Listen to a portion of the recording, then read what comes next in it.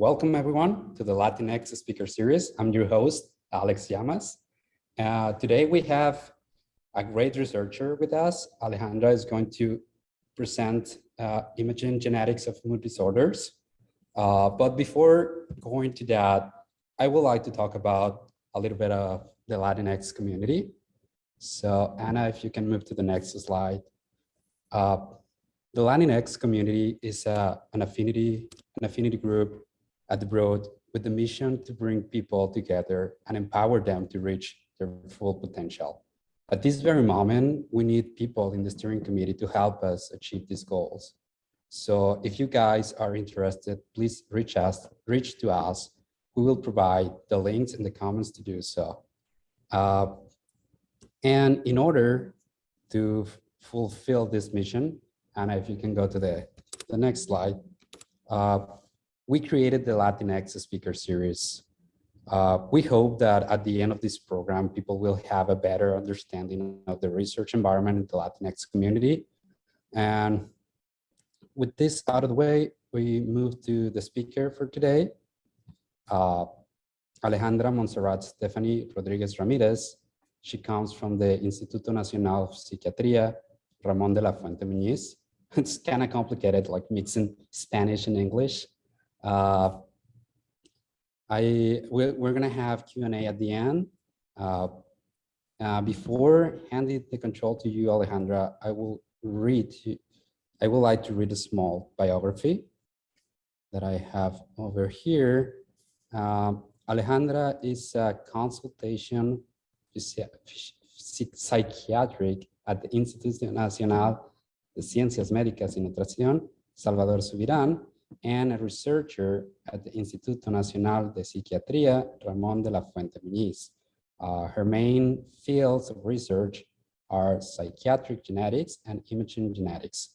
She's currently working in the project Neuropsychiatric Genetic of Psychosis in the Mexican Population, Neuromix, kudos for that, which is a collaboration between INPRFM, which I don't know the the meaning of those Yeah, letters. it's the National Institute of Psychiatry. Excellent, Alejandra. And Harvard TH School of Public Health, and obviously the Broad Institute. And with that, Alejandra, thank you for joining us, and the stage is yours.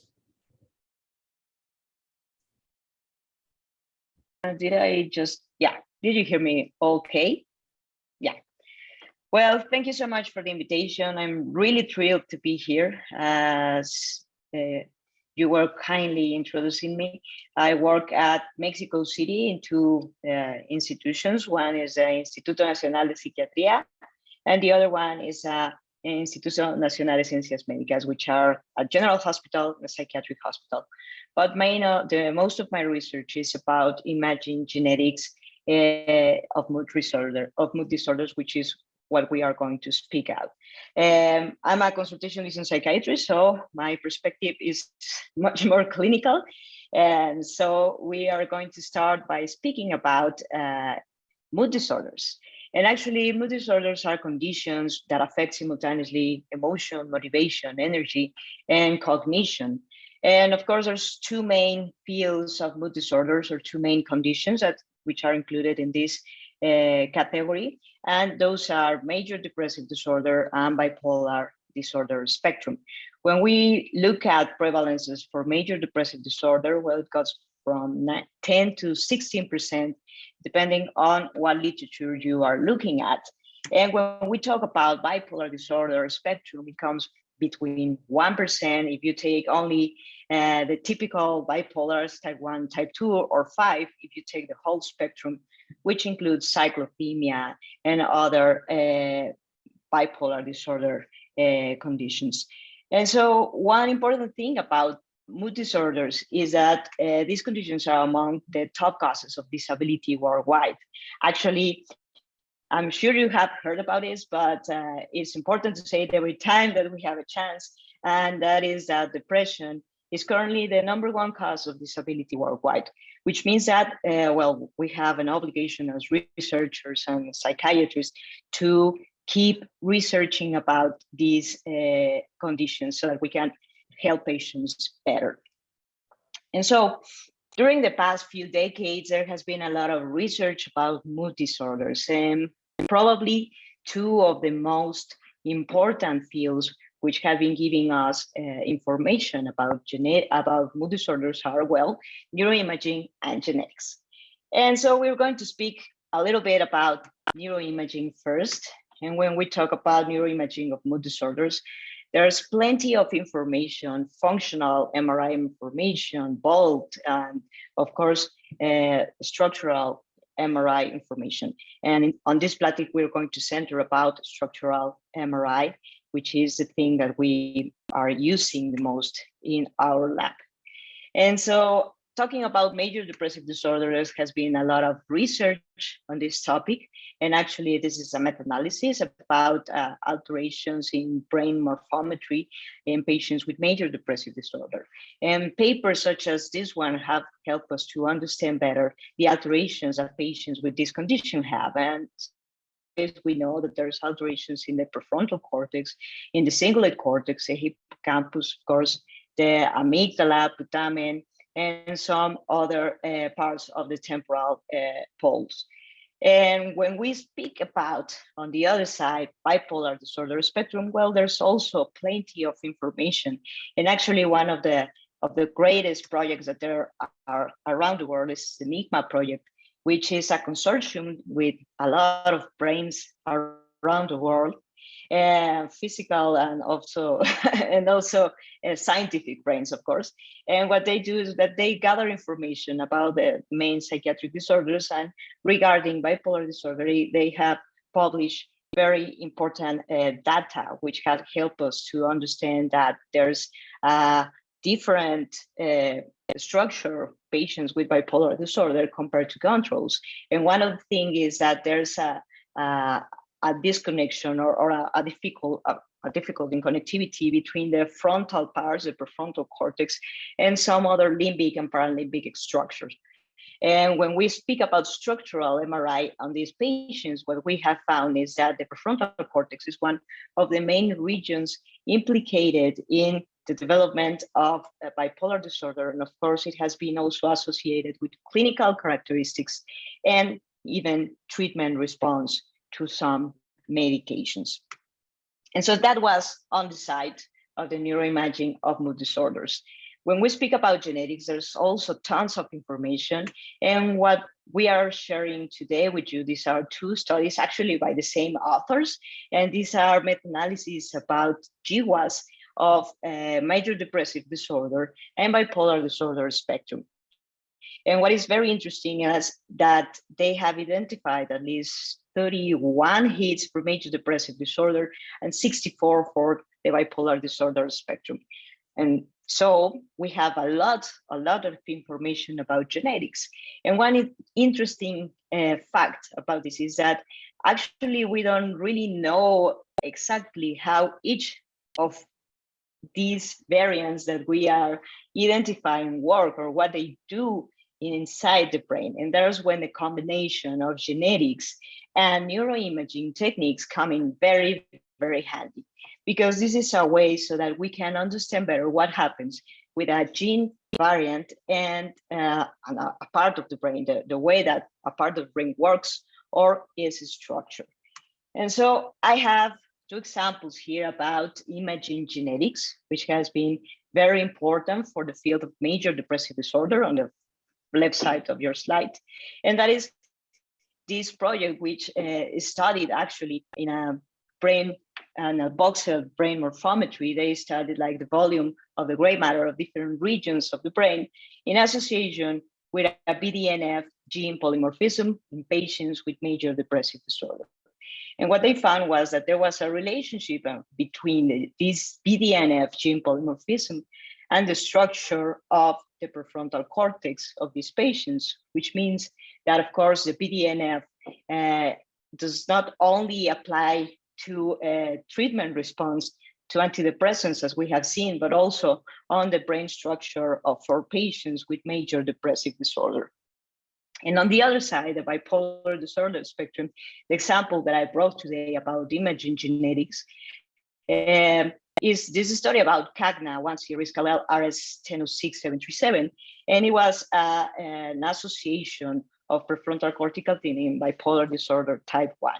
What they saw was that patients who had the risk level reported cortical thinning that came across age, which is very important so that we can understand that some genetic variants might interact with the way that our brains evolution or evolve, or some other structural alterations. And so these are just two examples. Actually, the world of imaging genetics have been of use for, of course, studying healthy brains, behavioral traits, neuropsychiatric disorders, and treatment response. And it is a very, very exciting world. And of course, all of these data, when you come across a paper, is very amazing. But then every time that I look at these great papers, I ask myself the same question, and that is, does it apply to my patient? Can I use this that I'm reading, this fascinating imaging genetics stuff, to the treatment of the person who is across my desk? And that is actually when a harsh truth comes in to Latin Americans. And that is that actually the representation of Latin Americans, patients or population in research is actually not that good. If we can see, this is information about GWAS studies. It was published in Nature. And what they reported was that there was a persistent bias in GWAS, where most of the people, of the patients that were included, were of European ancestry, which means the Latin American and Hispanic patients had a representation of less than 0.5% among these GWAS studies, which of course does not mean that we are that comfortable about having this type of data when we are treating patients which are not very well included in these populations. And this is just one example about research. Of course, something similar happens when we look at brain imaging studies or from some other types of research. And so taking this in consideration, when I read those wonderful papers of imaging genetics, I kind of get that feeling that time that I ordered something online and didn't fit me, because it is pretty much as if we are trying to fit information that is not actually designed for our patients to the patient that I'm treating.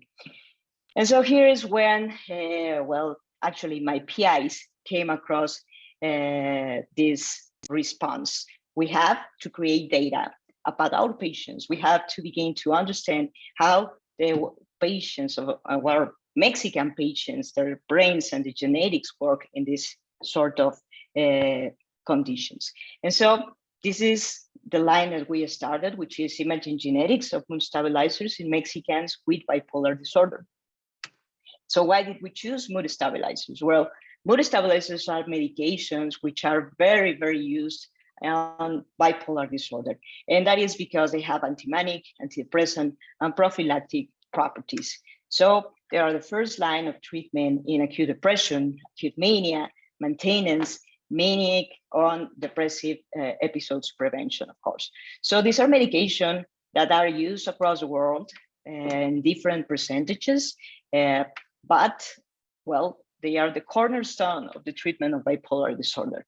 And one interesting fact about these medications, valproates and lithium, which are the main mood stabilizers that we use, is that we actually don't know completely their mechanism of action, nor do we understand the effects of brain and structure and function that they may have.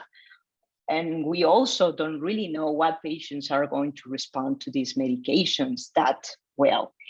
And so this is a very important field to start digging into. And that is how we came up with this first publication that we made, which was, well, with the objective of evaluating the effects of genetic variants of brain features and treatment response on lithium and valproate with Mexican bipolar disorder patients. This is a cross-sectional comparative study And we have 30 controls, which are paired by age and sex, with 60 BDI patients divided in two groups, a group with lithium treatment and a group with valproate treatment. And so this is inclusion criteria for study for BD patients. Patients must have the bipolar disorder diagnostic stability. They had to be euthymic for the last 2 months because, of course, that alters the brain structure whenever patients are in a manic or depressive phase. They were all adults. They had a written informed consent to participate in the study. All were right-handed and must have lithium or valproate treatment for more than 6 months without changes. On the control group, we use, of course, only adult patients, which were paired by age and sex with the BDI group. They all prevailed their informed consent. They were right-handed and didn't have any psychiatric diagnosis. Our exclusion criteria for bipolar disorder was intellectual disability, substance use disorder, high cardiovascular risk, and we didn't include patients who had a combination of mood stabilizers. That means that whether they have lithium or valproate, but they can have both, or a combination with any other. And also, we excluded patients who had antidepressants or typical antipsychotics in their treatments. And so this is the inclusion criteria for controls. We included, exclusion criteria for controls. We excluded intellectual disability. I'm sorry, I was just looking at, We were excluded intellectual disability subjects, substance use disorder, patients with high cardiovascular risk, or any psychiatric treatment. And so here are our methods. In the first phase, we recruited patients from the National Institute of Psychiatry in Mexico City. In the phase 2, we made an interview, which was a clinical assessment and chart review of patients.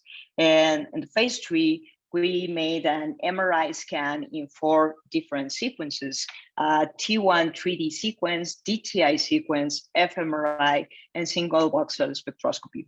And we also took a blood sample because on the lab, the guys made a genotyping analysis of 34 different polymorphisms, which are associated with bipolar disorder. And so phase 5, we made a processing of the images using different programs, softwares. We use Brain Voyager for structural alterations, FSL for DTI, and LC model for spectroscopy sequences. And this is the first paper that we made on this information. And that was titled CAGNA1 series variant and mood stabilizers effects in the prefrontal cortical thickness of Mexican patients with bipolar disorder. Cortical thickness is one of the most, newest tools that we have to measure gray matter in just the specific regions of the cortex. And so what we took in consideration for this study was that previous data, as we were saying, in bipolar disorder, appointed the prefrontal cortex as one of the main regions to be studied.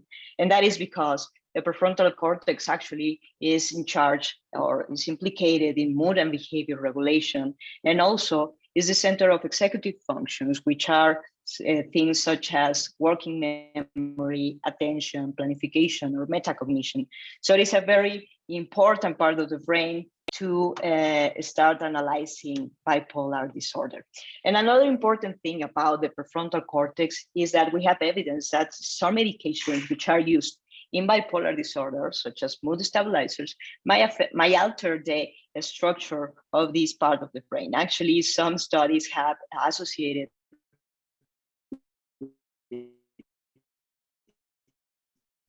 lithium treatment with an increase, such as this study, which is pretty amazing because what they did was to follow up different groups with lithium, valproate, and controls, and they follow patients for 60 weeks. And what they saw was that patients on lithium treatment experience an increase in gray matter volume across the treatment. And actually, this was associated with treatment response in a depressive symptom scale.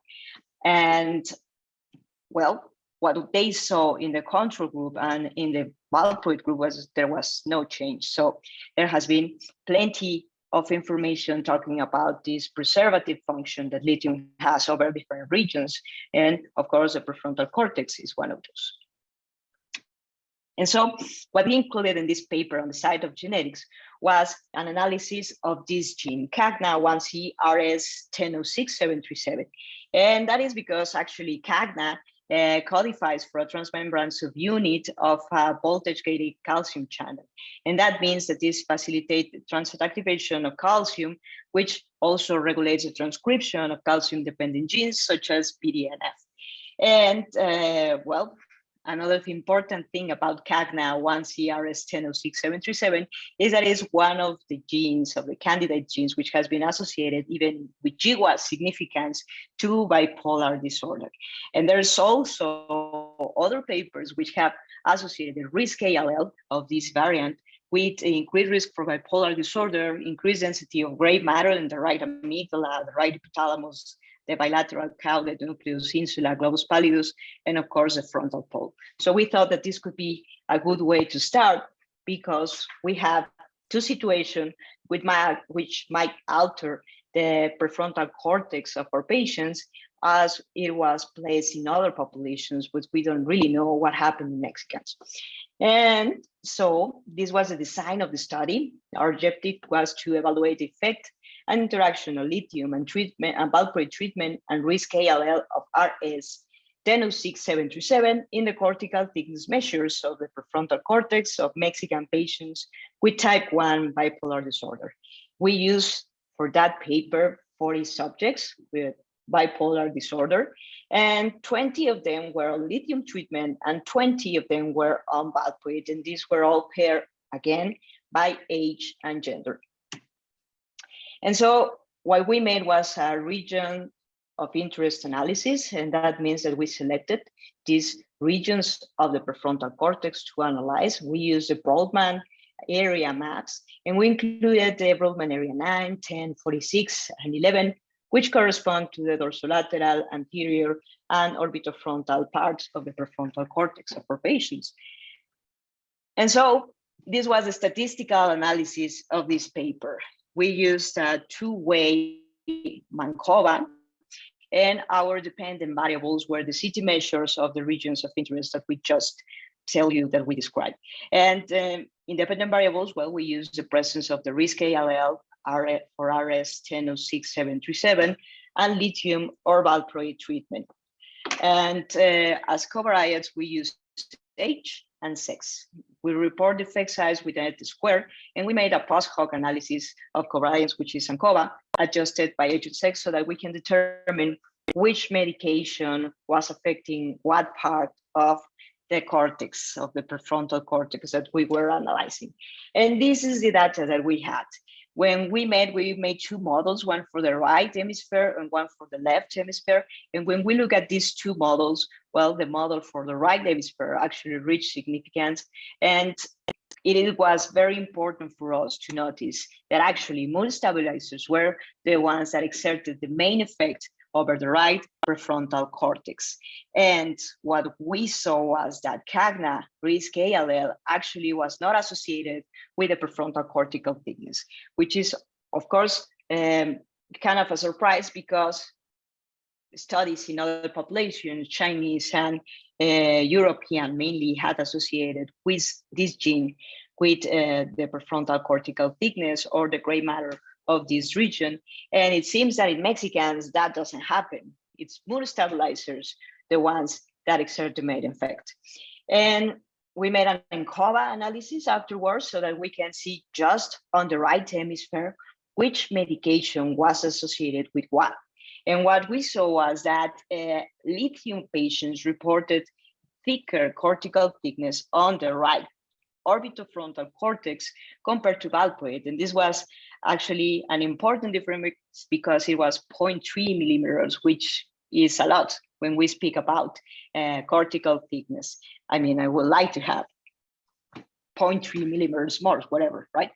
And so what we concluded about this study was that CAGNA 1C risk allele RS1006-737 was not associated with the prefrontal cortical thickness in bipolar disorder Mexicans treated with lithium or valproate.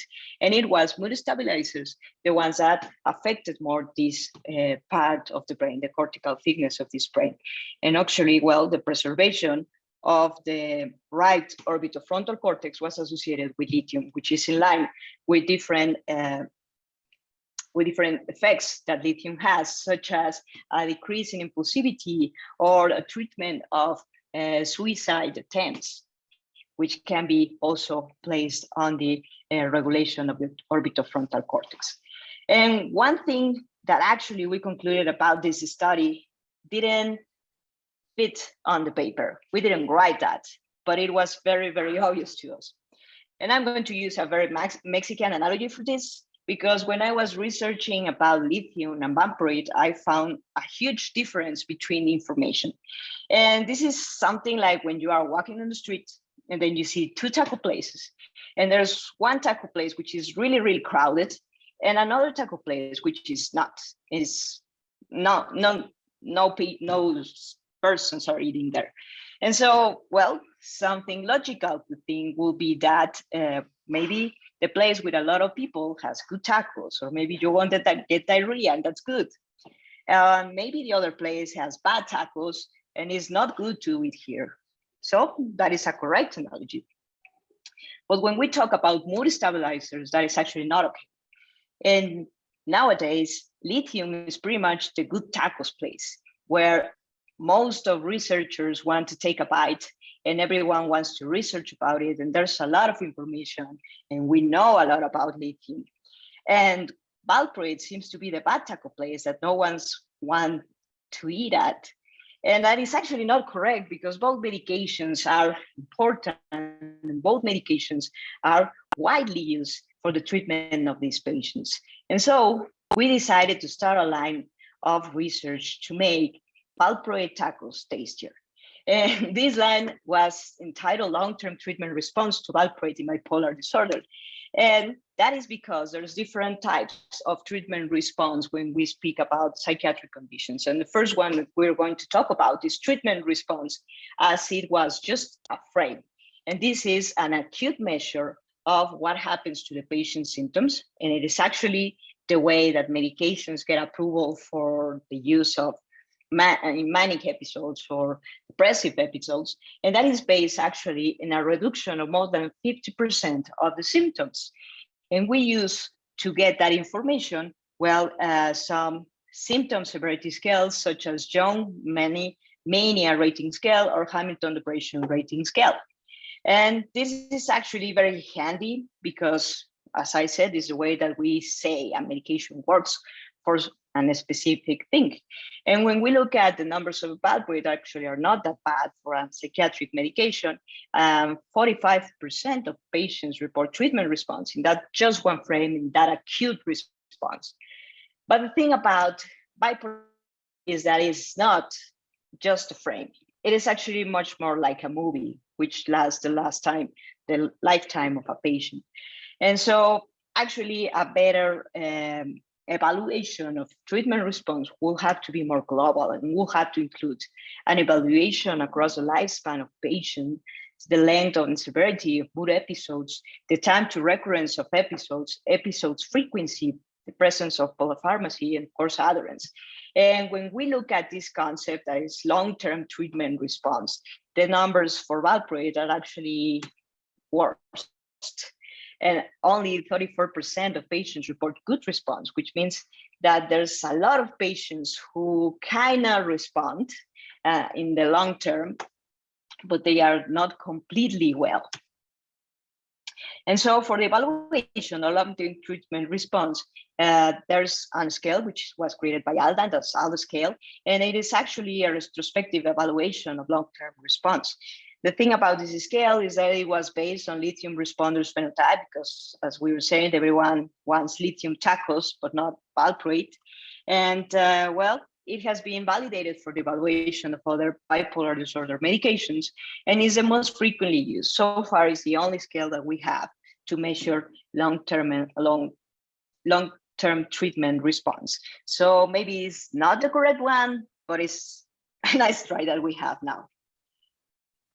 And so as we were saying, valproate is very widely used across the world. But when we analyze the long-term treatment response without a scale, actually only 13% of patients report long-term full response, which is very bad when we want to select a treatment.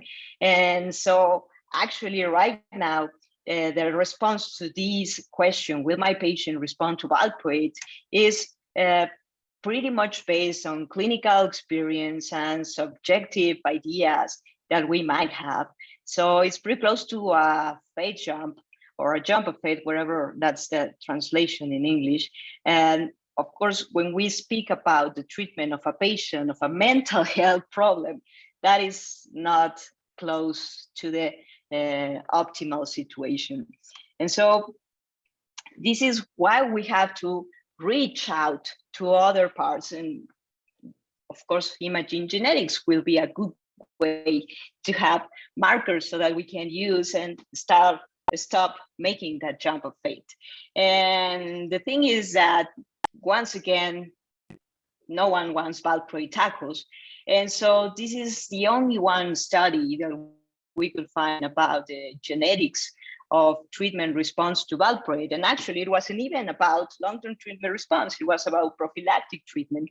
So there's a need to create information about this. And when we speak about neuroimaging, there's also a very, very important lack of information about valproate, because most of the times the studies included only to participate with good looking sister, which is lithium. And so what we can find is very, very contrasting information, because some studies say, like this one, that if you gave valproate to a patient, it doesn't affect the structure of the cortical regions. But some other studies say that they might be an effect, like an increasing in the cortical thickness or in the gray matter volume. And some others say that there's a decrease. So there's actually not an agreement on this data. So we have to create more data about it. And this is how we came up with this study, which is prefrontal cortical thickness and clinical characteristics of long-term treatment response to valproate in bipolar disorder. And this was a study with the objective of evaluating clinical characteristics and prefrontal cortical thickness of long-term treatment response to valproate. And we used for that purpose 30 patients that are the ones that we have on treatment with valproate, and 20 controls, which were the ones that we had by that point. As a statistical analysis, we made a comparative analysis of clinical characteristics between groups using T-student test, Fisher exact test, and afterwards made an analysis of covariance to evaluate the cortical thickness measures between the long-term treatment response groups and controls that we used. Finally, we made a logistic regression to predict full response using clinical features and cortical thickness measures. And these are the results. Actually, when we compare the clinical features between full response patients and insufficient response patients, the only difference that we found was about mixed features. And this is very interesting also, because actually, when we speak about that frame, acute response, a treatment response, actually mixed features are the ones which are associated with good treatment response to valproate in just that one frame. But when we speak about long-term treatment response, the only two previous papers which analyzed this feature reported non-significant data, or that mixed features was associated with poor response, which is the opposite that we are reporting on this paper. And according to our data, this is what we found in the prefrontal cortical thickness. This is the right hemisphere. And we found differences between control, which are the ones that are here, and insufficient responders, and full responders, which are the ones that are right here on the extreme left. And actually the differences were in different regions of the right hemisphere, like the frontal eye fields, the anterior, dorsolateral, orbitofrontal, and another part of the dorsolateral prefrontal cortex. And actually the most interesting region on this analysis was the right hemisphere broad area 46, which is the dorsolateral cortex. And the difference on this group was that there was not only a differences between full responders, insufficient responders, and controls, but also insufficient responders reported thinner cortexes than full responders and non-controls, which means that patients who have full response may have a better preservation of the right dorsolateral prefrontal cortex than subjects who are not responding well to valproate or even controls, which is very, very interesting. On the other side of the brain, we found also important data among the Broadman area 10 and 11, which are the dorsolateral and orbitofrontal cortexes, but we found no differences between the group with full response and insufficient response. And so these are the results, some other results and conclusions for this paper. Actually, patients with mixed feature, when we made the regression analysis, presented increased odds of achieving full response, which is what we were discussing previously, while CT measures reported non-significant results, at least on this part of the analysis. So this is the first study that associates mixed features and cortical thickness with full long-term response to valproate, and we believe that mixed features could be a predictor for full long-term response to valproate, which might help us to avoid that fate jump and start making decisions with data. And so the next step, after we realized that there was a role of the dorsolateral prefrontal cortex in treatment response, was to find which of the genes that we were analyzing could be involved in that. And so for this paper, association of Bdnf risk variant and dorsolateral cortical thickness with long-term treatment response to valproate in bipolar disorder 1, we use as a background the neuroimaging data that we just had shared with you. And as genetics background, well, we considered the Bdnf RS1519480 variant. And that is because actually there is evidence that the allele seal of this variant is associated with bipolar disorder, especially bipolar disorder type 1, which is the ones that we are studying. And one thing important to mention is the brain-derived neurotrophin factor, Bdnf. It's a neurotrophin with effects on neurogenesis and neuroplasticity, and has been associated with treatment response in other mood disorders, such as treatment response to antidepressants. And it is also implicated, of course, on the structure of several regions of the brain, including the hippocampus and the prefrontal cortex. And one important thing that we have to mention also is that Bdnf has been implicated in one of the suggested mechanisms of action of valproate. So we thought this could be a good start to search for a relation with genetics. And that's why we created this study with the objective of exploring the association of Bdnf RS1519480 variant and dorsolateral cortical thickness in bipolar disorder type 1 patients treated with lithium. For this purpose, we included our 30 patients, which were on treatment with valproate.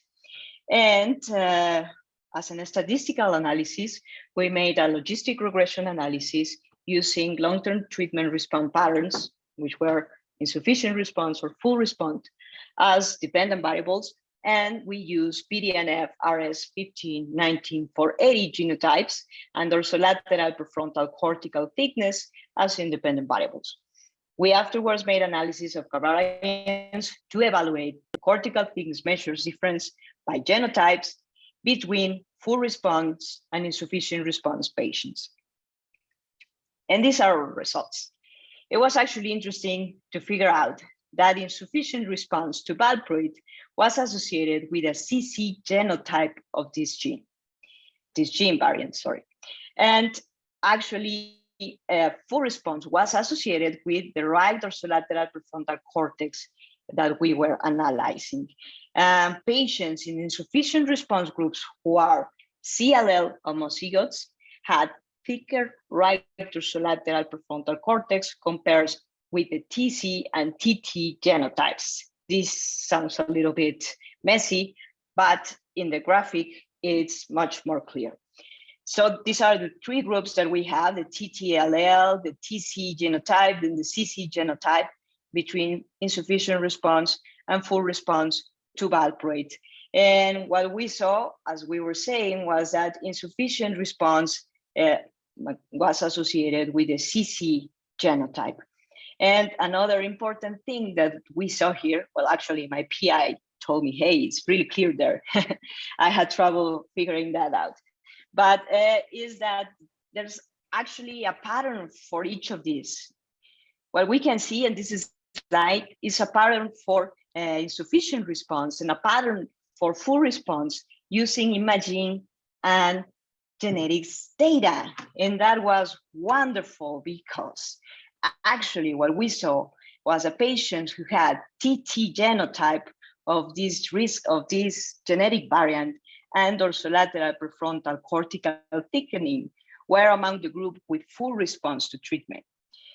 And patients who had CC genotype and dorsolateral prefrontal cortex cortical thickening were among the group with insufficient response. We, of course, know that there's a lot of work to do and information to continue developing, but we do believe that this takes us a little bit step closer to the search of biomarkers for treatment response to these medications, long-term treatment response, which was very, very exciting for us. And this is the first study reporting an association with Bdnf RS 15-19-480 risk variant and dorsolateral CT, including, of course, long-term treatment response, which is something very, very new, because as we were saying, pretty much no one else wants valproate tacos. And so these are the perspectives of the research of our lab. So far, we have shared with you the analysis of only 2 variants, and we have another 32 more, which are genotyped in our database. And also, we have only shared with you one sequence of 4 MRI sequences that we took. We have been just looking at structural data, and we still have the spectroscopy data, DTI data, and fMRI data to explore. So there's plenty of information for us to continue our research. And of course, on the future, we would like to expand to other mood disorders and non-psychiatric comorbidities of these disorders. And of course, once we have completed neuromeds, which is something of an amazing project that I'm sure you have heard of, which is about the GWAS, about the psychosis in Mexican patients, we will have much more data to compare and to be creating more information to feed our patients and not just order something online and try to get into it. And so this is a little bite about Imaging Genetics works. This is the work of our lab. And I'm very grateful for you all to be listening to this talk. And of course, I'm very, very grateful to all the team behind this data, which are my principal investigators, Dr. Claudia and Dr. Betty, the Affective Disorders Clinic, the Pharmacogenetic Department, the Brain Imaging Department, patients with that, which are also always awesome, and of course, funding from FOSIS and CONACYT. Thank you so much. I'm here for any question or comments that you may have. Thank you, Alejandra. Wonderful presentations. Yes, we have some questions here. So Sure. One of them is there any particular reason why Bdnf is implicated in so many psychiatric disorders?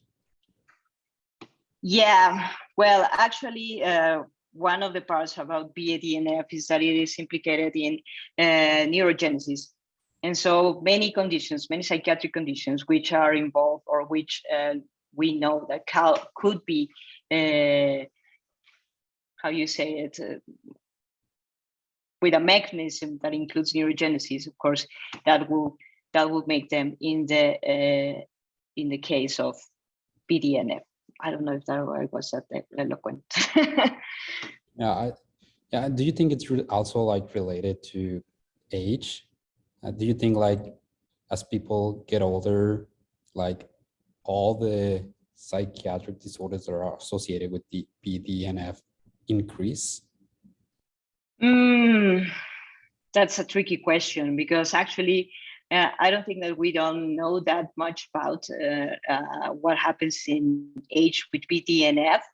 And what we do know is that in psychiatric conditions are happening more in older people, of course. And maybe, well, there's some research areas and then some theories actually about schizophrenia or bipolar disorder, that it could also be a neurodegenerative disorders.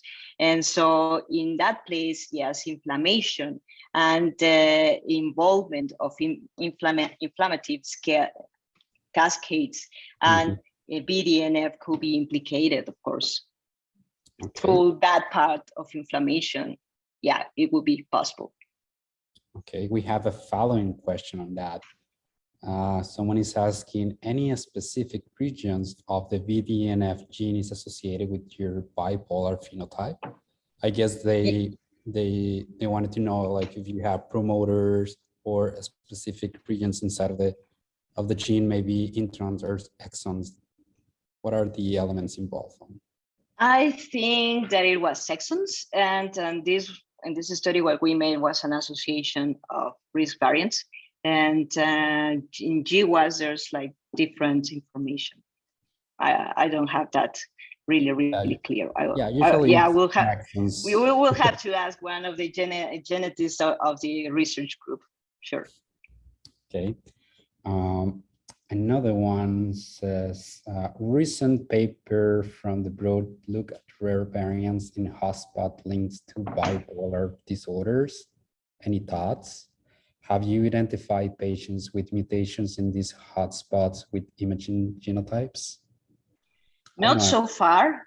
Not so far. We are just working baby steps, each baby step at a time. And so far, we have only analyzed CAGNA1C and Bdnf. And as we said, we have 32 more variants that we haven't analyzed yet.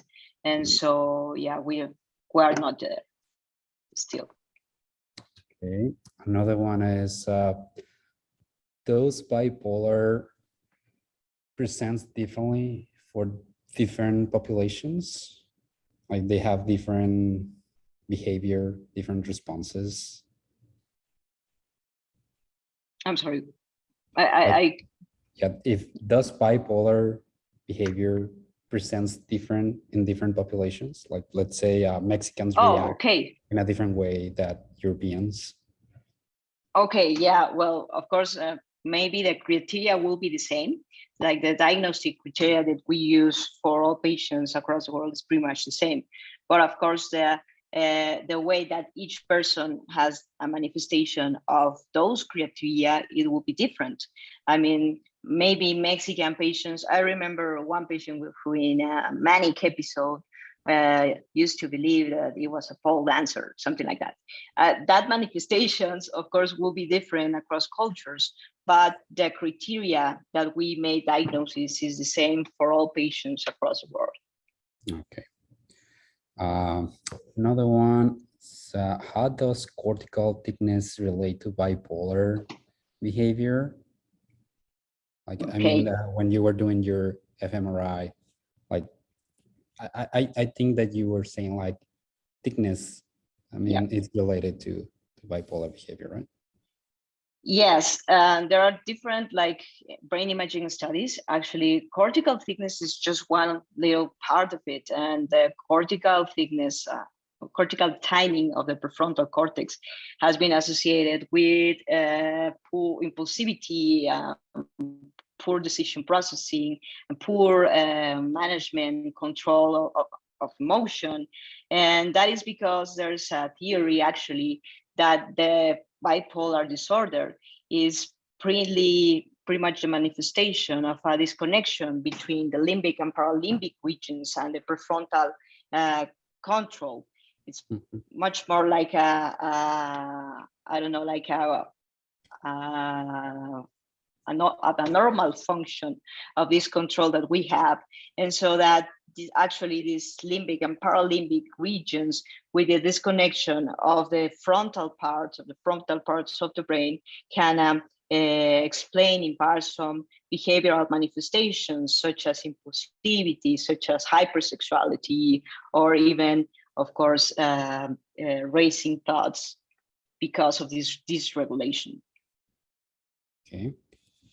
And they're also asking about if you have any plans to replicate this study on different populations. Yeah, well, we love, of course, to keep replicating our data. Actually, one of the plans that we have is on other mood disorders and, of course, food behavior alterations, so that we can replicate this information. About non-Mexican patients, well, that would be a little bit harsh for us because we're in Mexico.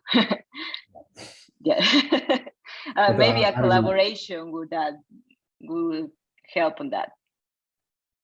Do you know if, for instance, if we use the UK Biobank information, do they have enough genotyping in order to, and phenotyping to do the analysis?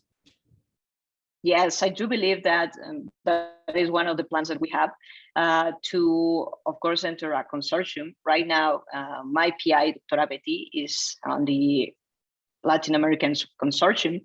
And of course, they have genetics data. What we need is to get involved into other consortiums, such as Enigma, who has also imaging, brain imaging data, so that we can replicate with different populations. And that way could be possible, I mean, to collaborate so that we can have further information. Probably the thing about this will be treatment response, because actually long-term treatment response is not something that is very widely measured. And so maybe that will be just the hard part to get patients who had been measured their long-term treatment response and that are on valproate or lithium. Mm-hmm. Yeah. Now that you talk about lithium and valproate, and by the way, now I'm craving tacos. That was the idea. So that maybe you can crave tacos and come to Mexico. Because... You know, those are going to be expensive tacos because I need to pay at least $700 for the plane. Those are going to be expensive tacos. But people is also asking, do we know the mechanism of action of lithium versus valproate?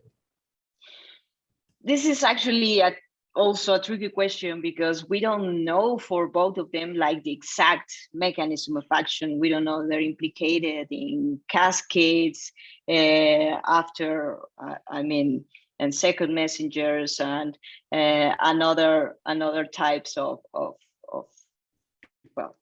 genes. But there's actually not a complete response about that.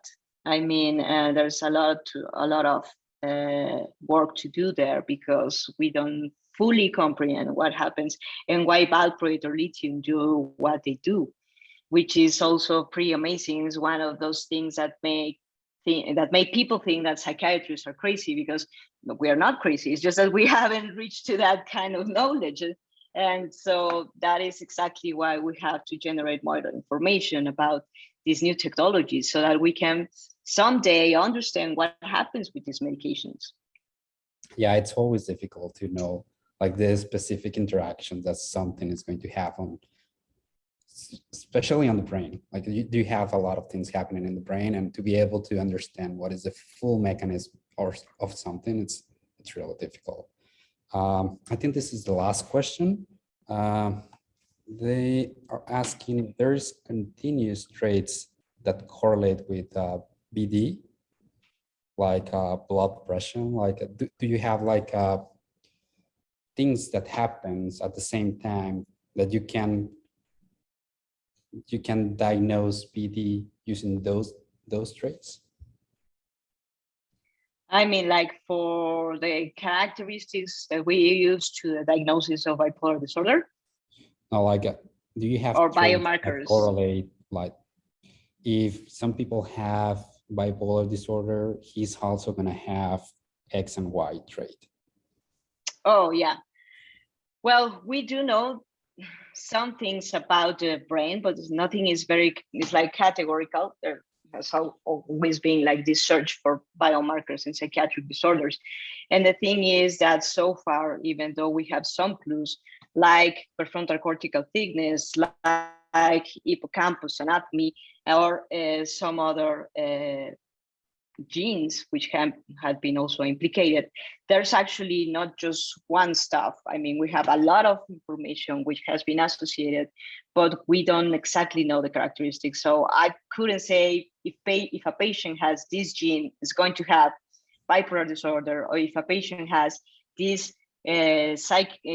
brain anatomy trait or brain function brain is going to have bipolar disorder, because actually a patient might have that situation, but also a control could have it. I mean, it's pretty much the combination of different situations, both biological and psychosocial, which are which result in the bipolar disorder affection. Yeah, it's really complicated. Yeah. Okay, so I think that was the last question. I just want to say thank you in the name of the Latinx Speaker Series Committee, the Latinx Steering Committee, and Shades Committee. Thank you for your time. And I guess if people still have questions, they can reach out to you. Sure, of course. You can all reach to me. And I don't know if maybe I can share you my email, and so that you can have it. Mm-hmm. Because I don't think that it was on the flyer. Or we can also share it with the community. Yeah, I just place it on the chat. And of course, anything that I can be of help, or if you have any other questions or suggestions, we are, of course, open. And this is one of our first efforts of our lab. And so any comments that you have, guys, will be of tremendous help for us. Excellent. Well, thank you again. And thank you, everyone. And goodbye.